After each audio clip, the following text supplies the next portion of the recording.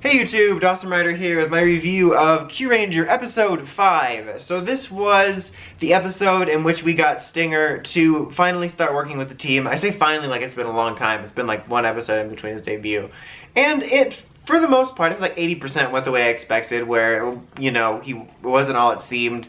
I say 80% because that other 20 was the reveal that he was actually a spy for the commander, which was a really weird revelation because I liked it, but I didn't like the presentation. Like, it was like, Commander was like, oh yeah, I forgot to mention it, like he was an idiot.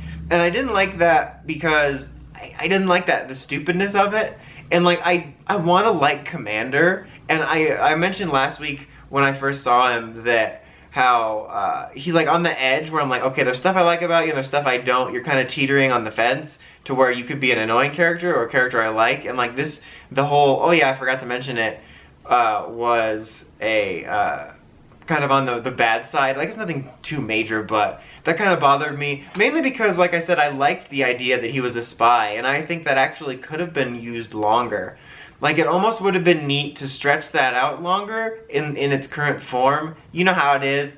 Or, have it revealed in this episode that he was a spy to the Kyurangers, but then keep him infiltrated in the dark matter longer? I think that could have been cool. But it was mainly resolved with that, but they still didn't really resolve the situation in which Champ thinks that he killed his creator. So I'm glad that wasn't resolved in this episode for the fact that it would have made everything really rushed. I think it would have been nice to maybe touch on it, like say, oh, it's not what you think. Because it seemed weird that they didn't touch on it because that was one of the main apprehensions. But I'm also glad that they didn't try to jam too much into this episode. But it is interesting and kind of nice actually that they're keeping him separate from the team for now. It's not all that separate because they're pretty much staying on Earth, which I'll get to in a minute, but he's kind of just operating on the ground floor and checking things out. So I think that's at least somewhat nice and interesting. But as I just mentioned like a second ago, they're staying on Earth basically because the people have resolve and they have a stronger presence, and it's like that's one of the only things that really is bothering me right now is it has such potential, and it's frustrating because Kyuranger's doing a little bit differently in some areas, but Sentai's still afraid to work outside the box, and this is like their last ditch effort year. It's like, what do you have to lose?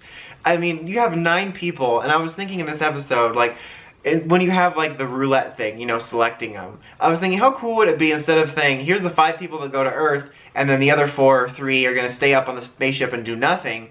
Wouldn't it be cool if like you had, okay, these people are going to Earth today, and then these 2 will go to this planet and these 2 to this planet, or maybe next week be like these 4 will go here and these 5 here. It would be really cool if instead of having every week, oh, these 5 go Monster of the Week, if we split it up and you had multiple narratives going. It would be really cool for like almost multi-parters, is that you launch like this mission of like 3 planets, you split them up in groups, and then like over the next 3 episodes you focus on each of the individual groups. I think that would be such a cooler and more unique way to make use of the 9.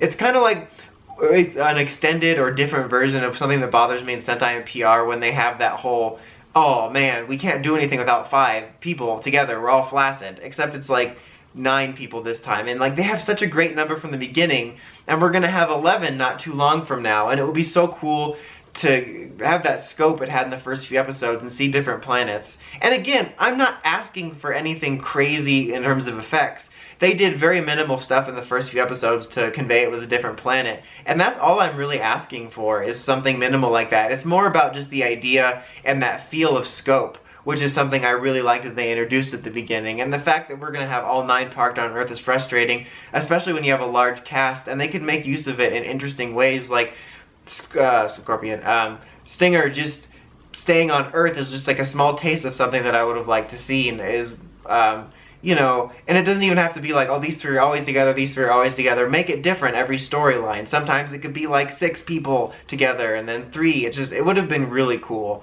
But that's just kind of all like my ideas, which isn't everything to do with the episode. It's just something that frustrates me about the Earth aspect. Everything else in the episode I pretty much liked, even though it was kind of cliche and more or less what I was expecting, except for I didn't expect the spy thing. I liked the stuff with Scorpion. We did find out that his brother is Zangetsu, and he betrayed him because he's like, why'd you betray me, brother? And he's like, well, because my last brother betrayed me, so I needed to get a jump on it right away.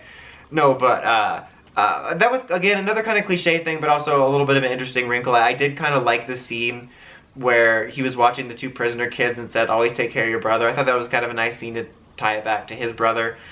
It was funny because like it ended up being a nice moment out of what I was worried about when the episode started, when the kids showed up, because somehow Togu kids are like 10 times more annoying than regular kids. So I was like, oh no, this is gonna be one of those episodes I don't like. But it ended up being not too bad, and it kind of I'm trying to think of the word. It kind of worked in the favor of his storyline, both in terms of his backstory and in the Kyurangers realizing, oh, he's probably not bad because he basically saved those kids. So it ended up being not too bad there.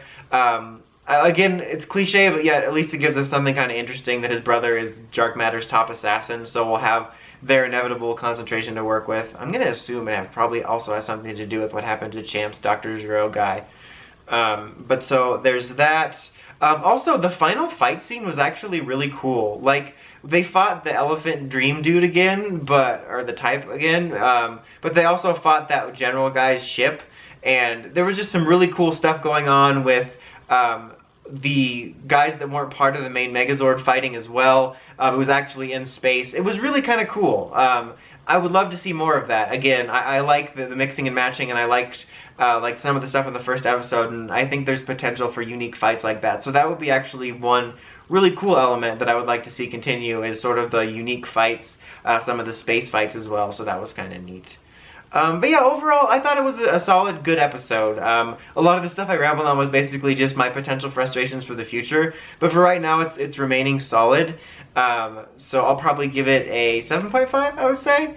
Next week, we're getting the debut of that Pegasus armor we got scans of a while back. That episode could be... We'll see how that episode goes. Like I said, I'm still enjoying it, and I'm hoping to still enjoy it, but it looks like it might be a bit obnoxious, and I always hate to go back to that, but I hate that right after we finally established all 9, immediately or next episode we're debuting something. I would love just a buffer. Again, I always mention this, just one episode buffer. You got like 40 plus episodes. Can we just have one episode where nothing debuts? That would be great. But yeah, we'll see for next week, but again, taking week by week, just happy to at least be enjoying Kyuranger at the moment. But anyway, that's about it. Until next time, make it the Easy Podcast at writersrandomrambles.com, and of course, don't forget to like, comment, subscribe. Until next time, Dawson Ryder, signing out.